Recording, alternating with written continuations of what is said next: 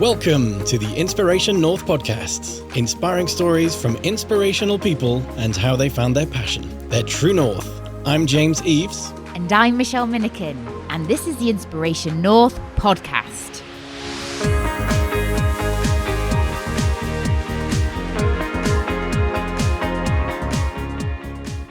Today's episode, Creating Equal Opportunities for Everyone, with Lyndsey Britton-Lee and Lynsey Harbottle. We talk about having passion as a driver to get things done, how everybody has a role to play in diversity and inclusion, and what their best bad decisions were.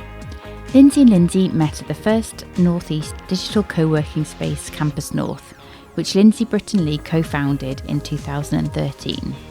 They went on to develop education initiative Tech for Life CIC in 2016. They are passionate about women and men accessing equal opportunities. To achieve equality, they believe both men and women must be involved in breaking down barriers, changing behaviours and company culture. After they made the decision to close Campus North and focus on doing one thing, they set up 50/50 Future in February 2019. Their 50/50 mission is to achieve gender equality in the workplace. For them, it's not about 50/50 bums on seats, it's about equal opportunities for all. So for our first question, shall we start with how did you both come to meet each other? Yes, I think I should probably take the start with that one.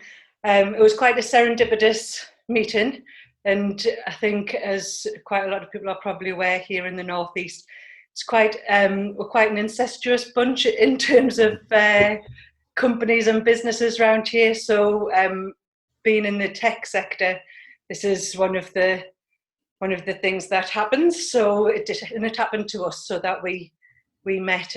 So back in 2011, which seems like so many years ago now, it seems a lot longer ago than it actually was. But that's when I first came into the tech sector, and I met the good Mr. Paul Smith, who was just setting up Ignite Accelerator, which was a tech accelerator program for startup companies. I had zero idea about tech, startup companies, even the word accelerator. I was like, I don't even know what that means, but came to help them with the operations side of things. So neither of us had a clue what we were going to be doing, but we give it a go, and hey, it worked. So that was great. So then as Ignite was progressing, we had more and more teams of companies who were joining us from across the UK, Europe, around the globe really, and they were coming to work in Newcastle, which was fabulous. So we had some investment as part of the programme from North Star Ventures and IP Group, and part of the criteria from North Star was companies who took funding, they had to have a Northeast presence. So that meant that a lot of the companies would then stay after the programme in Newcastle, and we started collecting all of these startup companies, which then attracted designers and other techies, computer programmers in the area, and started to create a community of people, like-minded people. And then it kind of dawned upon us, so I had joined forces with Tristan Watson and his company, Love Your Larder, as it was then. And Paul and Tristan had been to quite a lot of co-working spaces then. That was a really new thing that we didn't have in the city at the time. And we said that would be a really great thing for the Northeast. We really need to have that to bring everyone together. So the search for what we now know as Campus North was on. And finally, we did find the premises over on Carlisle Square, and a lot of renovation work took place. There was just us doing it. We had a very shoestring budget to do it on. And it was great because it was really made for the community, by the community. So it was really with the people in mind, and creating that hub, that space to just bring everyone together. And it was really exciting, and it was a really great space to set up and be a part of. That started to develop more, and we had more Ignite programs running. So really drew in quite a great bunch of the local community as well.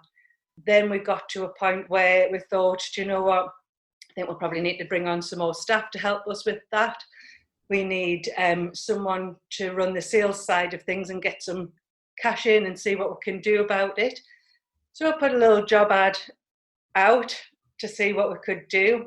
And it just happens that one of our previous Ignite companies, Bluey, unfortunately for them at the time, they weren't going anymore. But their CEO, Mark Ryan, said, "Oh, Lyndsey, I've got someone called Lyndsey working for me, and she's heads up our sales team. She's brilliant. You'll love her. You'll get on really well with her. I'm going to introduce you." And so then Lyndsey came to us for an interview. Yeah, I'd heard about this place called Campus North for a long time. So Bluey was one of those startups that had been through the Ignite Accelerator program. And as Lyndsey said, unfortunately, the startup world can be brutal in funding and many other reasons. Unfortunately, the company was no more and I was out of a job. So I was chatting with Mark, my boss at the time, just saying, wonder where I go from here, what do I do? Campus North I'd never really spent much time in, but he introduced me to Lyndsey, and I went down and had a look around and met the three of you founders at the time to see what it was all about. What is this elusive Campus North? Why is everyone banging on about it? Why are you going there? And thankfully it seemed like a good fit, and that incestuous nature worked well because the Lyndseys got together, or you brought me in as part of your team. Yeah, it was great because at that point we had quite a lot of scope to expand, and I think Ignite was kind of going its own way as well. So Ignite was doing great things. I wasn't as involved with the Ignite side of things by that point. Like I had kind of taken on more of the role of head of Campus North and looking after the community there, and so there was really two businesses running side by side by that point. So then we recruited Gemma onto the team as well shortly after Lynn's. So we had a strong team of us running Campus North, and we were also doing some work with Code Club at the time as well. So back in, I think that was like 2012 or 13, I started working with Code Club. They knew that the Northeast was a great place for tech where it was thriving, but they didn't really have many volunteers on the ground going into schools. So they piloted their first regional coordinator scheme with us. So I worked as a facilitator between the tech community and getting them to go into schools as volunteers. So I worked with them part-time for a while, and that then became part of Gemma's remit. So she was more on the education side, Lynn was more on the sales side for Campus North. And we ran like that for a bit, but on the education side, that then started snowballing because obviously in the tech sector, we know that there's two major issues. So every single meeting that you will ever go into will discuss the skills gap and diversity as two major problems. So we had this amazing space, and we knew that we could facilitate between education and industry really well. So we thought, right, okay, so what can we do? How can we plug the skills gap? What do we have within our reach that we can make happen? So we started running maker parties, STEM boot camps, all kinds of STEM initiatives and events for kids, for teenagers, and for adults as well. And sometimes, you know, the mums and dads were having a great time over on one side of the room while the kids were playing on the other. And it was just loads of fun and a really great way to engage children of all ages into the STEM sector. I think that was the best thing about Campus North and the team, and there's probably a lot of bias in what I'm going to say, but the fantastic thing about what we had at Campus North was that there was so much passion behind it. And actually, because we were such a tiny team, if we wanted to do something and we know that we could do it better than what was out there, or we seen a massive gap and we knew that we could do something productive and worthwhile to fill it, there was no barriers holding us back. So we were super reactive, we could be super quick and deliver fantastic programs, whether it's, like Lyndsey said, the children's coding and work that we done, or whether it was actually as females in the tech sector, not necessarily developers or from technical roles. We definitely seen gaps with women as well in the industry. So it was off the back of that we would develop initiatives and programs to really support females coming through from what we'd seen. And that's everything that happened or has happened since has definitely been, oh, we really like this. This is something that we're super passionate about. Let's do something and let's do it really well. And we're really fortunate that the feedback, well, we're still doing it years later, has been super. positive. I think it's contagious, isn't it? When you're around a group of people who are entrepreneurial, they've got startups. Like Ignite in itself was a startup, so was Campus North. So it just kept on snowballing. You're around people with a similar mindset, where you just try things out and just see what you can do, and you've got that drive and you can see opportunities where you go, there's a gap there, can we do something about it? Yes, we can. Okay, what is that going to look like? Let's just give it a try, see what happens. And luckily for us, it really did snowball, and it developed, and Tech for Life became its own entity again. So by this point, Ignite had moved on to its own company. This is a bit of a theme of ours. Yeah.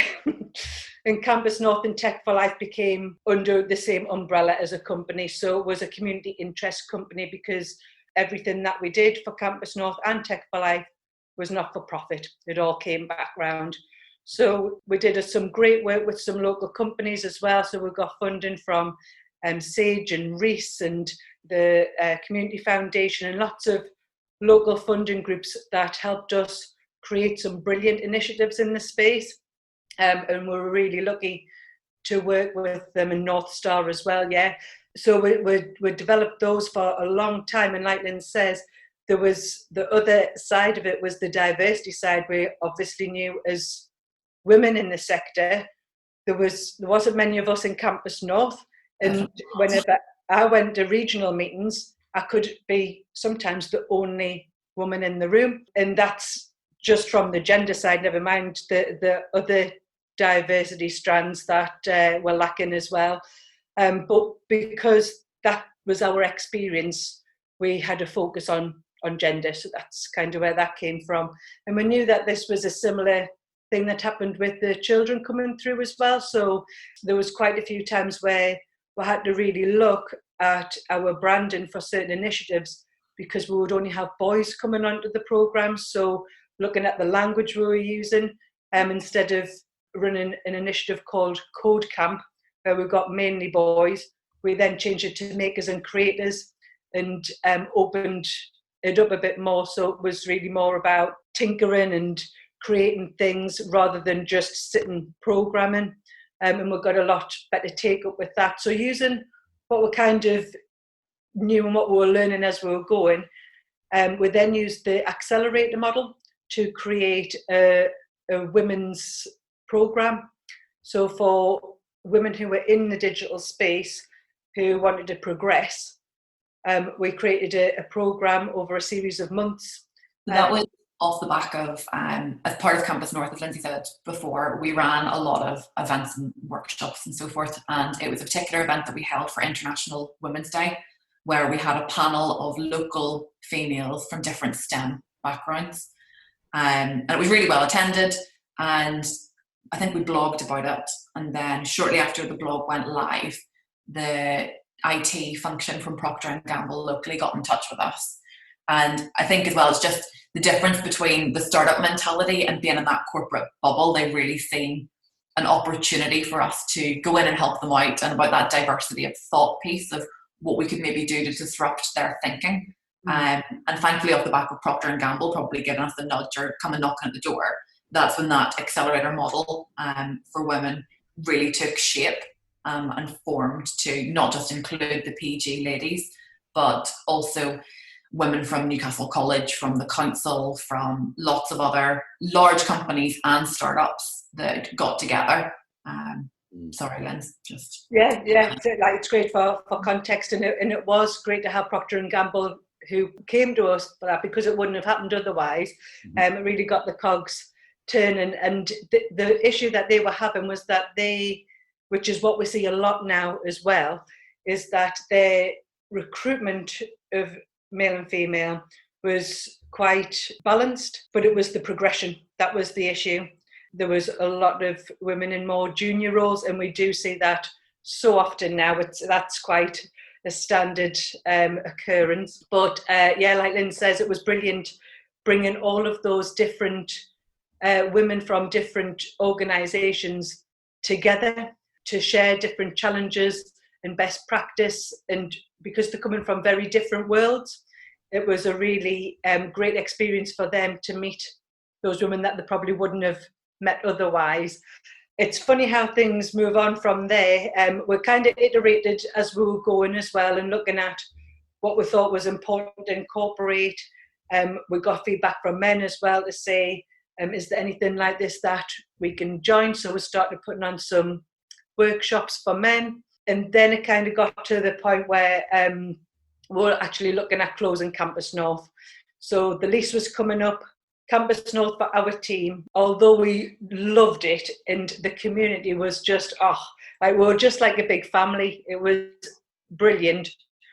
But running Tech for Life and looking after Campus North when there's 5 people doing it all, that's like running 2 businesses, and quite decent sized businesses, where you're looking for commercial sponsorship annually, you're looking for monthly sponsorship for events, you're then looking for funding for your not-for-profit education initiatives.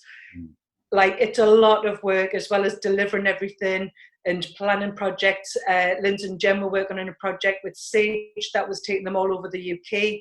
And that doesn't include, so with Campus North, as Lyndsey said, it was phenomenal. It will never be replicated to what it was, because it was so special.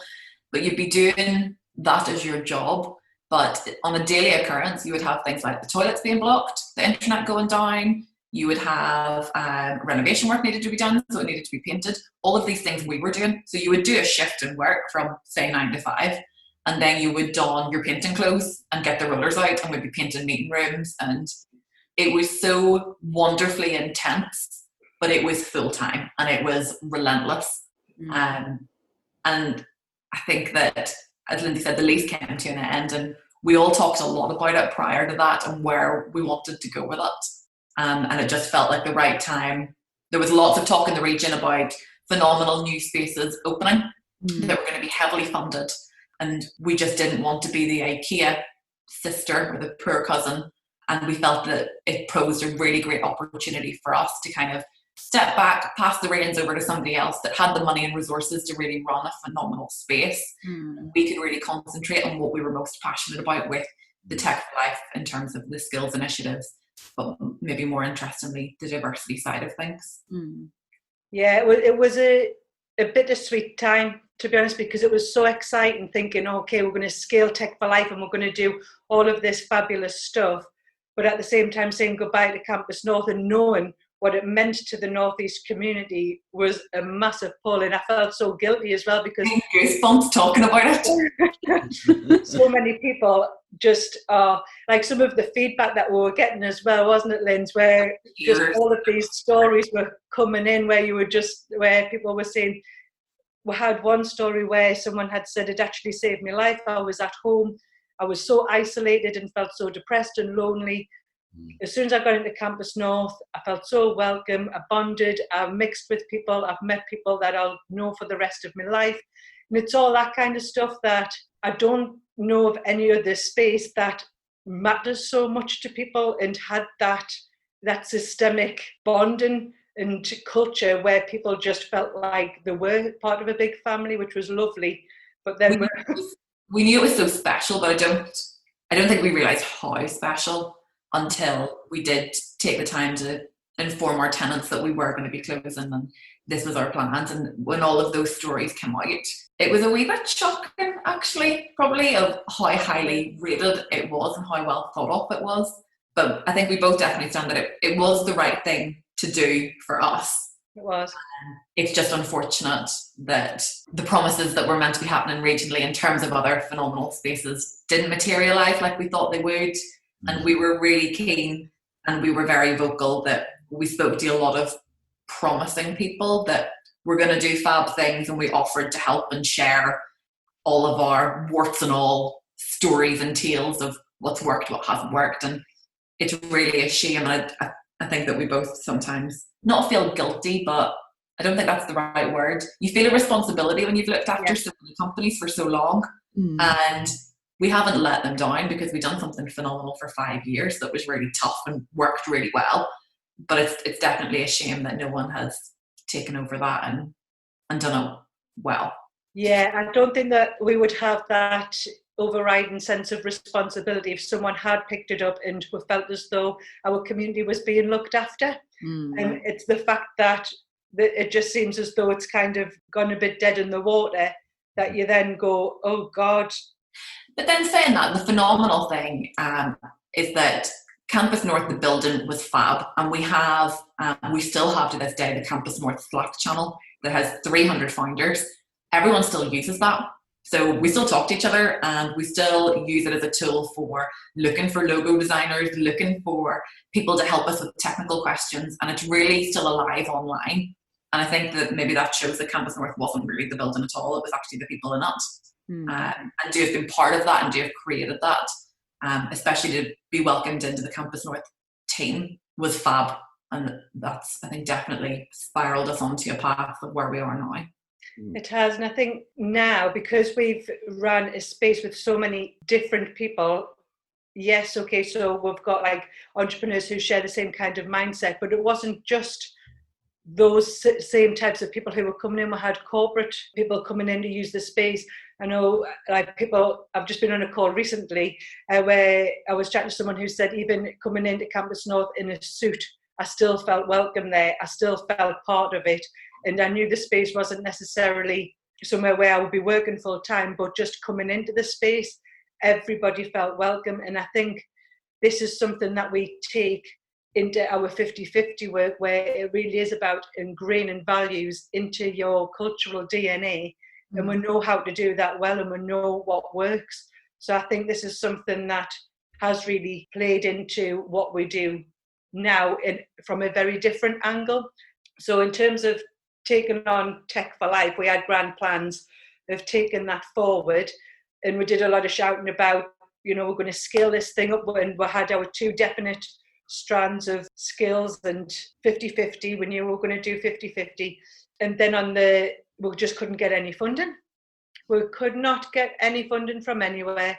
They were dark days. It was such a tough time. It was awful. Like, I had tough times before, because running Ignite in Campus North, me and Tristan were just laughing about it the other day, saying, I remember the times where we'd look at the cash flow and it would just be like a massive dip in like over 3 months in the summer, where we didn't have any investment coming in, and we had 3 months to do something about it, and we'd be like, oh my God, we've got this huge hole, like what we're going to do. And it was like, right, quick, think of some stuff, like let's do everything we can. And it always went through peaks and troughs where it was very stressful to maintain any kind of consistency with cash flow. But then with Tech for Life, where my runway was running out and I couldn't see a way of getting that, and we were a team of 4, that was really stressful. And we just kept on hoping, okay, well, we'll hear back from the funders after Christmas, then we'll know. And it was just the not known for so long, and it was awful. And then after a lot of chats between us, it was decided that so half of our team were on the skills side and half of the team were on 50-50 side. And then we decided to say, okay, I think because we've been running 50-50 commercially, that we actually got paid from companies to run those initiatives, it made sense that we could spin that out into a limited company and not rely on funding. And this was something that me and Lynsey were especially passionate about. So we were like desperate to do it, and we're like, this fits, this is perfect, we can do this, we'll spin that out. And so we ended up having to split the team, which was fine, because I think on the skills side, that team wouldn't have been as passionate to join us on. I think it's nice that the team that we separated ways with, they're still in education. So they still kind of went on and carried that torch of, we obviously loved that side of Tech for Life, or else we would never have done it. But they went on and done it in different forms and different ways. And as Lynsey said, it was really exciting for the pair of us, because we were like, right, let's do it well, let's sink our teeth into it. Let's have one company and one focus. Let's just do 50-50.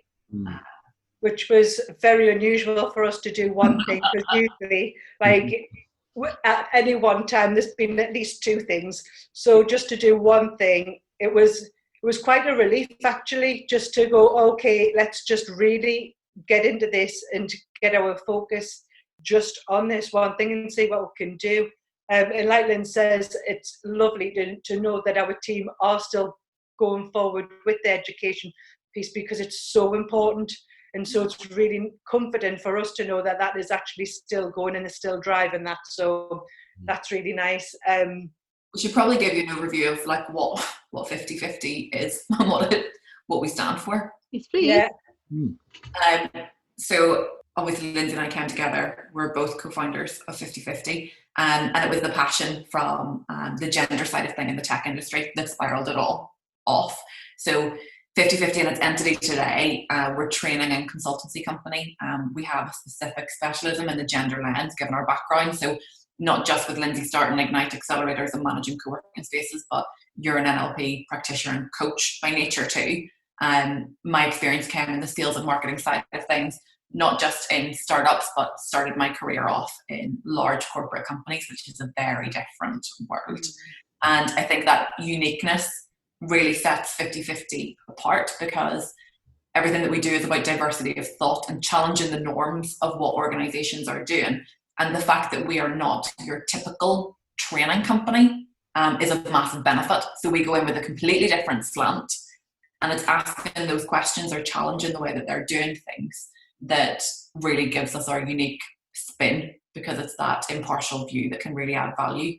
And everything that we do around 50/50 is about getting better balance internally. Yes, that's about gender diversity for us, but also it's totally transferable to all other strands of diversity. And actually the real key is about inclusion. And that stems back from those Campus North days too, of if everybody feels welcomed and that they can be their individual unique selves, then you're onto a winner. But it's about what initiatives, what steps you can put in place to really get that diversity piece right and get the narrative behind it right to make sure that it's productive. And everybody needs to be involved with that. So this is not a them and us, women's only thing. It's about everyone needs to take ownership of it to really make that change. So we work in lots of different ways, whether that's consulting with companies of all different sizes. We branched out from not just working with tech companies or STEM industries, that now we work with any company of any size, because actually diversity inclusion evolves no bars, or that doesn't make any sense. Diversity inclusion is really relevant for every single individual from every single background, so which is really fun for us. Yeah, we don't want to be all about diversity and inclusion if we're only going to work with one sector. So it's not very inclusive of us, is it? But I think what's really interesting and probably I think it's important to say, is kind of our journey from where 50/50 or leading ladies, as it was known. So like where it's come from for that, because we had to do a lot of work when we were setting 50/50 up, understanding the landscape firstly. What was our offer going to be? Where did we stand in relation to other companies? So really taking a look at different competitors and just seeing what was the need out there, what was the problem that we were trying to solve. And it was really different actually to whatever we were delivering prior to that. So it started off through Tech for Life as Leading Ladies. So that was the program that we created for women only, which was good at the time, and it worked because actually not many organisations were doing that. So it was a need, and I think it served its purpose. But then when we came to spin 50/50 out, we were chatting to different companies and finding out what they were doing. And actually a lot of organisations had then taken those kinds of initiatives in-house. So they were already running women in leadership programs themselves. And actually what's interesting about that is that a lot of them actually get quite a lot of backlash for that as well. So it's something that we've learned as we've gone on, that women only initiatives do have their place, but actually our approach would be to include everybody and not just focus on women only anymore. Or if you are going to do that, make sure you get the narrative right, so it's not an us and them approach and you don't get that backlash of other colleagues in the company saying, well, where's my programme? Well, why aren't you doing that for me? Mm-hmm. It's really understanding that equity piece and why it matters, why it's important. So I think even just, although some people previously knew us as running a women-only programmes, now it's something that we wouldn't necessarily do unless it was done in the right way. I think all of the iterations and everything that we've learned from Campus Tech for Life to where we are now, we worked really hard to develop our own methodology, which is our 7 steps to better balance. So it's great to focus on one area of diversity, and usually that's recruitment. And I know that we've spoken to the pair of you previously about inclusive recruitment, and it's often highlighted as companies' key challenges when it comes to getting that diverse candidate pool. But actually, there's so much more to it that companies need to look at things like their first impressions, their websites. They need to look at their culture, their leadership and their styles of leadership. Are people progressing? If not, why not? So we have these 7 steps that we go through with companies that give the big picture, so to speak. So it might be actually recruitment is your challenge. But when we look at your website, there's just lots of imagery of men, or your language is really male coded rather than being neutral. And it just gives them a framework that allows them to really develop diversity and inclusion strategies that work specifically for them. And off the back of that, we would recommend different interventions depending on what we thought was necessary. We're big advocates of unconscious bias training, again, for that diversity of thought piece, and it just makes people self-reflect, which really helps with inclusion. I like the wheel that you have, the diagram which shows the 7 steps. I think visually that's captured very well on the website. Thanks. That's a little something I knocked up together. Check you out. Yeah, I think it's really important that, I think the intention's always there with organisations where they know that it's something that they should be doing. Sometimes it can be they see it as a tick box exercise. Others are a bit more morally invested in it. But I think actually delivering it is always the challenge for them. So they might do little pockets of things, or they'll put different initiatives in place, but it's never quite joined up. And from what we've seen, there's not many people who take that holistic approach, and that's what's so fundamental in creating your diversity and inclusion strategy. And even if you think you've got a diverse workforce, have you? Because if you're looking at the data, who are the ones who are progressing in your organisation? And even if you do have a diverse workforce, do they feel included? Because that's a very different thing as well. And like Lyndsey was saying, for us, we're not about 50-50 as in 50-50 bums on seats as such. It's just creating that equal opportunity for everyone. And although we do have that gender lens, it really is about creating those opportunities for every single individual. So, and I don't even mean on the different underrepresented groups that we're very familiar with in terms of the diversity spectrum. It's just every individual, and recognising people's differences and valuing those differences. So rather than having an approach where it's like, oh, I don't recognise, colour, disability, I don't see it, I just see people. It's actually fundamentally really important that you do see those differences, because those are so intrinsic to somebody's identity, and just placing value on that and ensuring that everybody feels like they belong and they can be themselves in the workplace and or around you is really important. So I think those are the values that we like to take into organisations and get them to lead with. So it's all about giving them the tools to do that in a way that works for their company. We had so one of the times James has seen me literally go from like nice and normal and calm to really, really annoyed is when we overheard a conversation. Somebody had said inclusion, fairness, diversity is all about treating everybody the same. And I was like, no, you can't do that. You don't treat a blind person the same as a deaf person. It doesn't work. It's so hard, and it's such a sensitive area too. I think given the times that we're in at the minute, we were having a conversation yesterday about diversity is quite scary, and it's people are worried that they might say the wrong thing, or they might put something out there into the big bad world, and they're really afraid of the backlash that they're going to get off it too. And it is hard to navigate and to get right, but I think it's all about the mindset of really treat conversations with the best intentions. So if somebody says something that you don't necessarily agree with, just take it with a pinch of salt and try and see it from both sides. And we need to get to a position where we can have these awkward, uncomfortable situations and conversations where we will get it wrong and we'll say the wrong thing. But actually, if we lead with that best intentions piece, then we'll learn. And that's what it's all about. So as long as you're constantly learning, and we still as a company, I mean, it's such a beast in its nature. We're always learning of new things.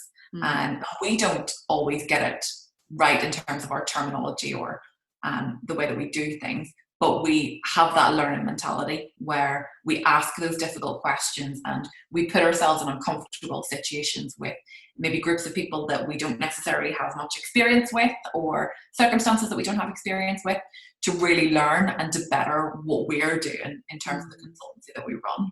Yeah, I think that's a massive bugbear of mine, where I think it's really hard for people who are trying to learn and they want to learn, and creating that safe space where they can say what they need to say without having someone attacking them for it. I think there's a lot around, don't be indifferent and saying something. And I think, yes, you should, but people are so scared to say something in case they get it wrong.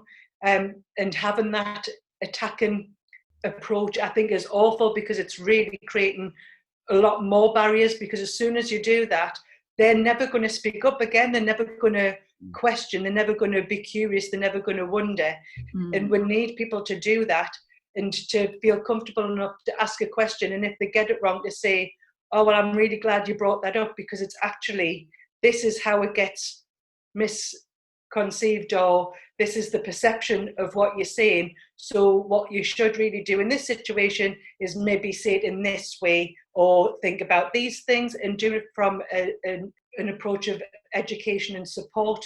And like Lynn says, I think understanding that people do have good intentions on the whole. I think the people who don't have good intentions, and they're a separate bag to deal with. But generally, people are good intentioned, they're trying. So it's really important to kind of handle them with care if they do get it wrong. And it's okay, because they're on a learning journey as well. And I think when it comes to prejudices and people's attitudes, it's a really difficult one, because, and I think even having the word privilege makes people feel defensive, because it's like, it makes them feel as though, oh, you've got it easy, which you might have it in one area of your life, but in other areas of your life, you might not. So it's all about understanding where you sit within that. So in one area, yes, you might have privilege, but in another area, you might have barriers and challenges. So it's really about trying to understand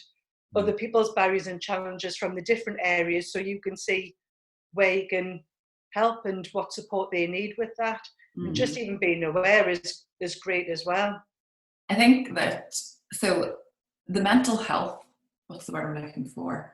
Not drive, but maybe the stigma towards mental health a few years ago compared to what it is now. So I think now as a society, we understand that everybody has mental health, and it's something that we should all look after and look out for.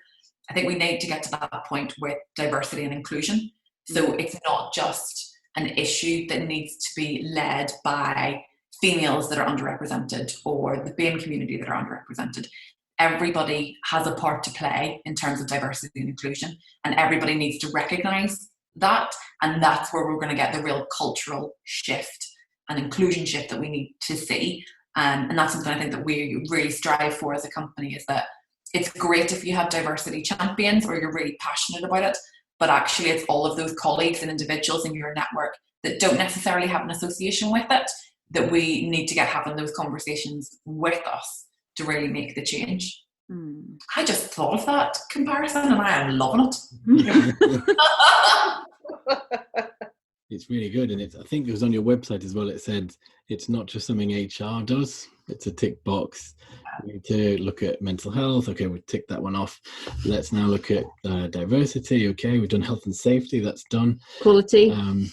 Quality's done. We've got the ISO certification, and I like the idea that it's not just about a champion or the actually underrepresented group that needs to speak up. It's everybody talking about it, because I think as well the risk in companies is you go the other way, where you look at diversity as like a quota system. It's like, our numbers are not looking good, so you get on the phone to HR and you say, I need you to find me a woman to fill this position, and I need somebody who's of Hispanic origin, and could you find me someone who's perhaps transgender, and then we can say we're working on our diversity agenda. Yeah.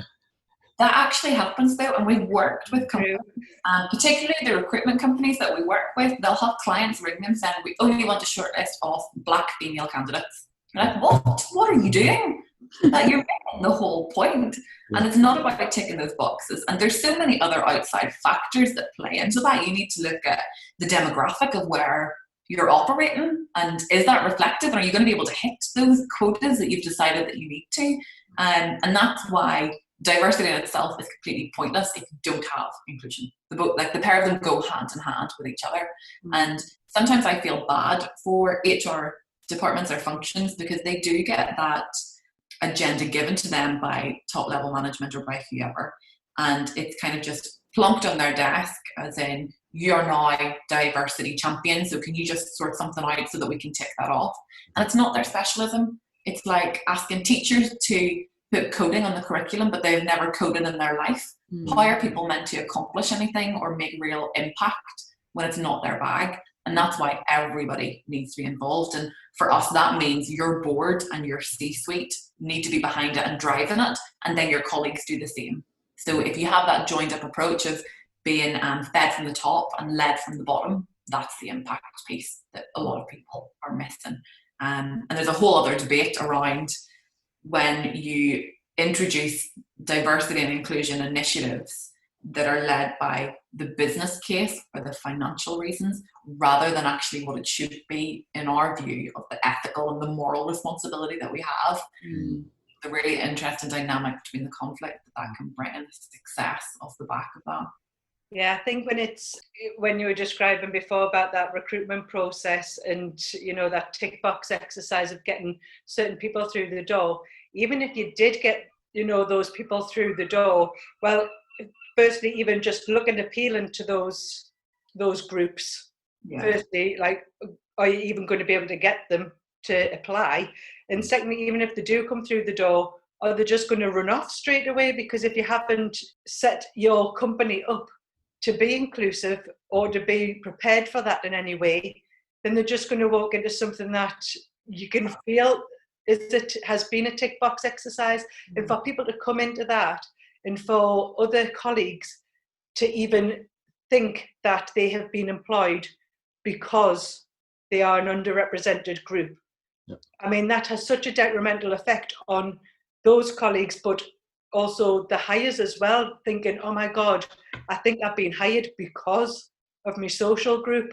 How uncomfortable is that? And I think a lot of the time there really is a disparity in positive discrimination and positive selection in terms of recruitment. It's something that me and Lynsey are constantly trying to bang the drum about. We had a call about it yesterday, and actually again, as part of my learning, it was good because it was an individual chatting about, should we just go for not positive discrimination, it wasn't worded that way, but in essence that's what they were saying. Should we just go out and find this person so it looks better? There was better intentions behind it, I'm sure. But it must be challenging. Like, this is what we do every day, and this is what we talk about every day at work and outside of work and at weekends and late night text messages. And we live and breathe it. But if you aren't from this world of diversity and inclusion, then it is difficult and it's a minefield to navigate. And I understand why people might think that positive discrimination is a good way of trying to make that shift. And for us, best intentions, understand why you would think that, but no, don't do it. It's really bad, and we're not for it, and we don't like it at all.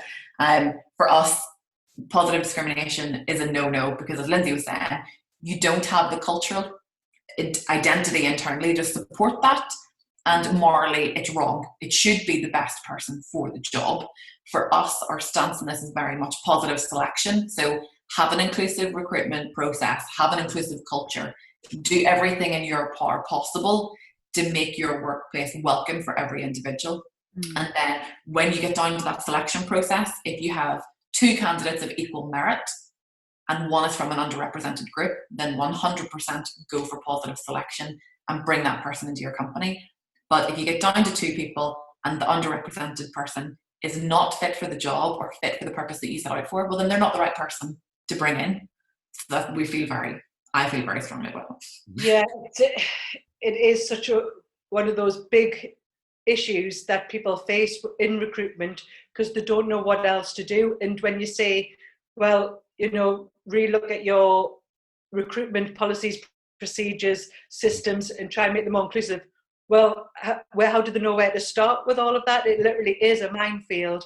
And recruitment is one of those massive, massive challenge areas.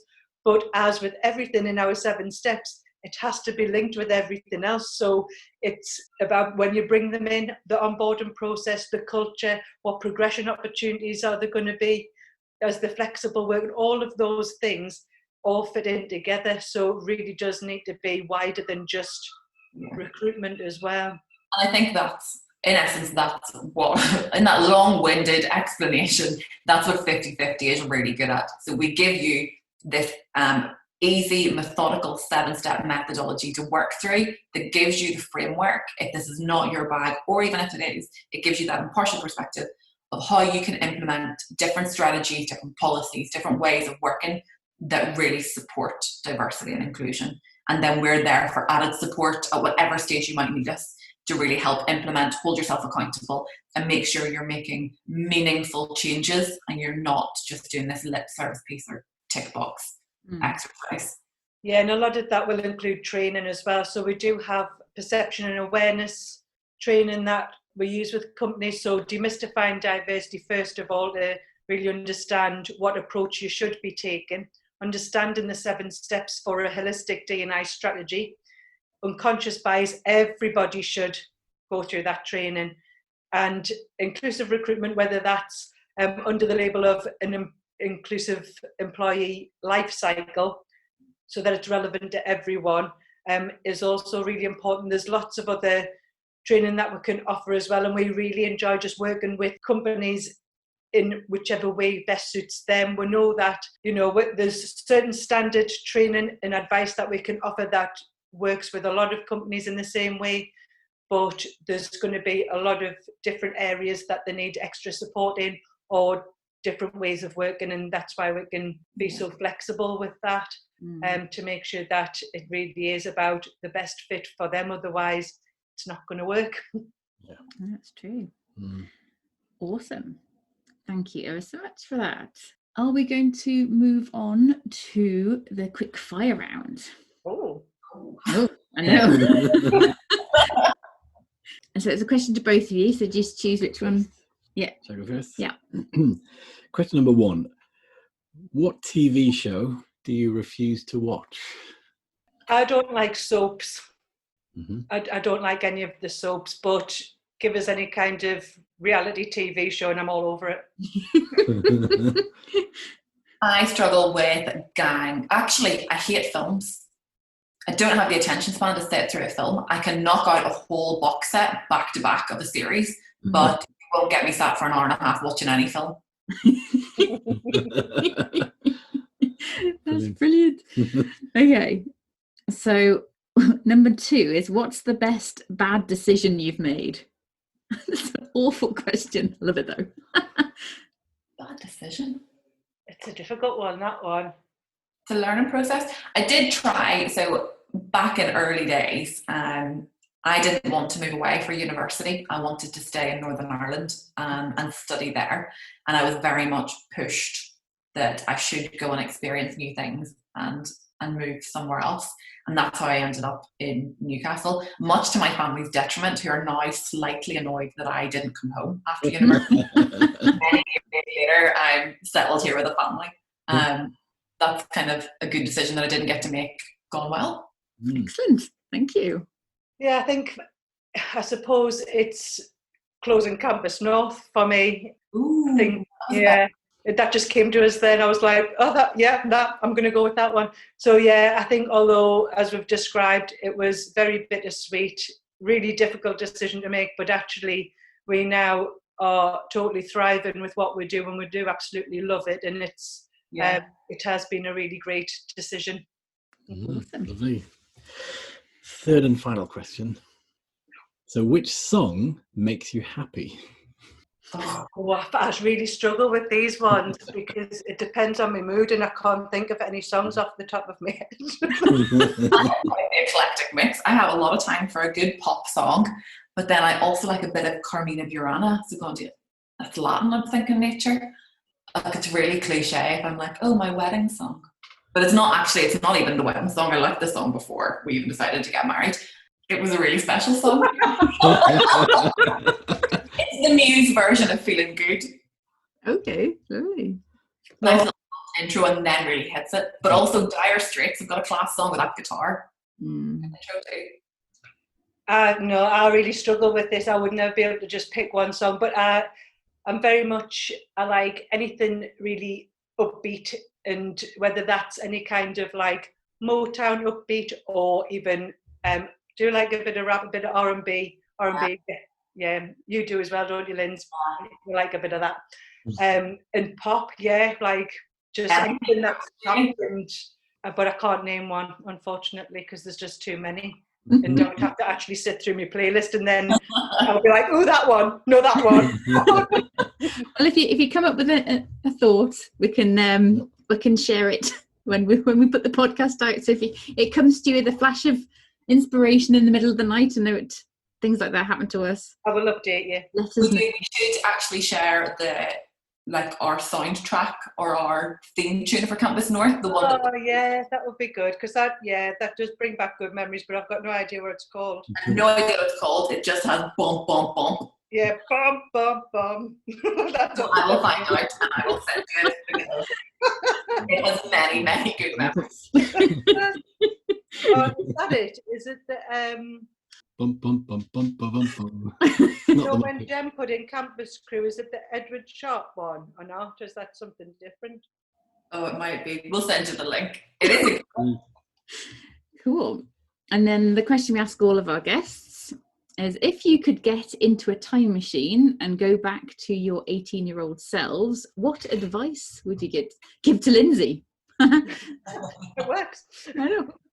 I would probably tell myself to dump my boyfriend at the time, and just in doing that, just expanding my opportunities a lot more, and not staying so safe at home, and just be more confident with it, and making some good decisions, push yourself, make some bold moves. Okay, thank you. I think I would say go with the flow. Don't get caught up and always having to think of the end game or the bigger picture. Just see what happens, see where it takes you, trust in your decision making, that actually it'll all be fine. And even when you're in those dips or troughs, that you come out the other end and it can lead to something really special. So don't stress, just see what happens. Okay. Great. So if from our conversation someone's really interested to come on a course, learn more about diversity and inclusion, what is the best way to find you? It's helpful that we're both called Lynsey, so you could just take a stab in the dark of spelling Lynsey, whichever way you want. Real. One of us. The website's probably the best protocol, so you'll find our email addresses on there, LinkedIn profiles, Twitter. We're not hard to come across, but contact us any way that suits you and you'll find one of us. Yeah, all of the information on our training and what we do, our approach, all those kinds of things will be on there. So take a look around there. If you've got any questions, all of our contact info is there, and we are here to chat. Wonderful. Yep. Well, thank you Loved ever it. so much for taking the time. I really appreciate it because we haven't been to the seaside during lockdown, so really appreciated the sounds of seagulls. Oh, both of us. Yeah, it is. I've got my window open. Yeah. Thank you so much for letting us wrap it on. And No, it's been great. It's been great. Thank you. Thank you. Thanks everyone for listening. Check out all the show notes at inspirationnorth.com. Join us again for the next episode when we'll be chatting to another inspirational person. If you like this, subscribe and tell your friends. If you didn't like this, subscribe anyway and tell everybody.